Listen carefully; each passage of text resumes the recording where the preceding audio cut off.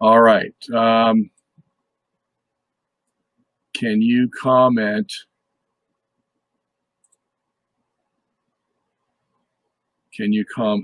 Yeah, I should do this, shouldn't I? Put the questions up there.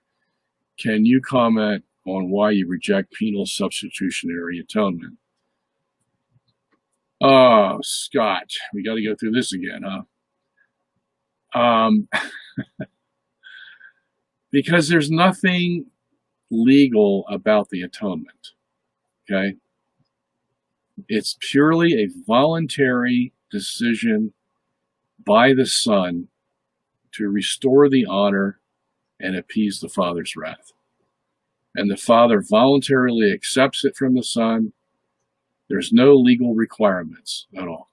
There was no legal requirement that Jesus go to the cross and die. But if they wanted to save mankind, this was the only way it could happen. And Jesus voluntarily takes the job. That's what he says in John 10:18. I lay down my life freely. Nobody forces me to do it. Okay? So it's not legal. Okay?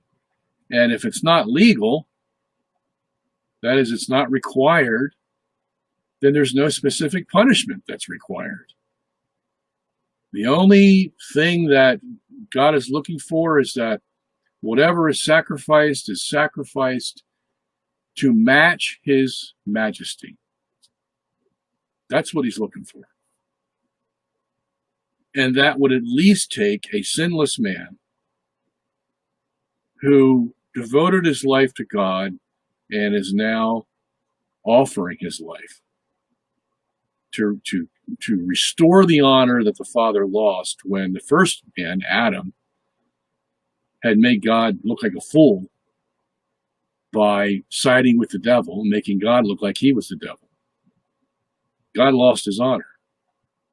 I mean, God is always God. He always has his honor. But in the eyes of his creatures, he lost his honor. Okay? And that has to be restored because of the majesty of God. And it takes a voluntary sacrifice to do that, and from a very special person. Okay? So, and even God's not required to accept it. Jesus didn't know that the Father accepted his sacrifice until he was raised from the dead on Sunday. Then he found out, well, he accepted the sacrifice. Okay? So, even on the Father's end, he wasn't required. There's no legal requirements for, like Jesus says, okay, I'm going to pay this price, and you're going to accept it, right? No, that's not the way a voluntary system works. I'm going to offer you this sacrifice, and I'm going to plead with you to accept it as my Father. That sounds pretty good. Okay. But you're not forcing it. If you forced him to accept it, it wouldn't be a sacrifice.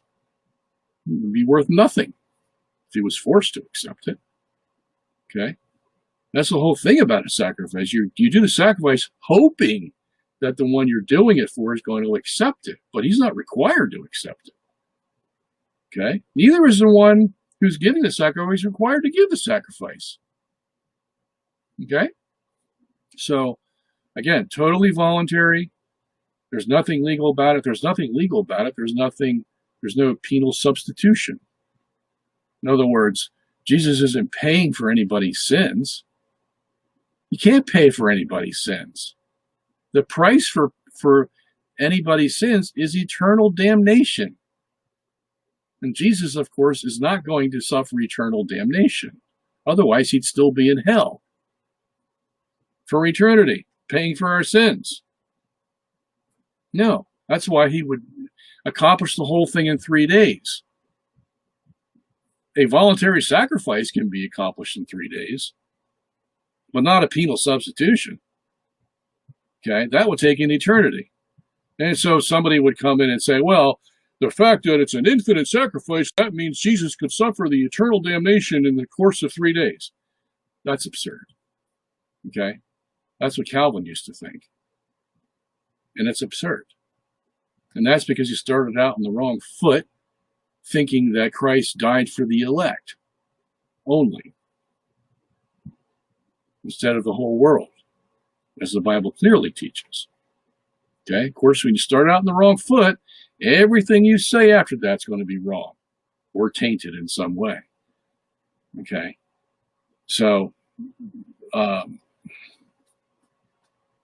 explain it any better than that.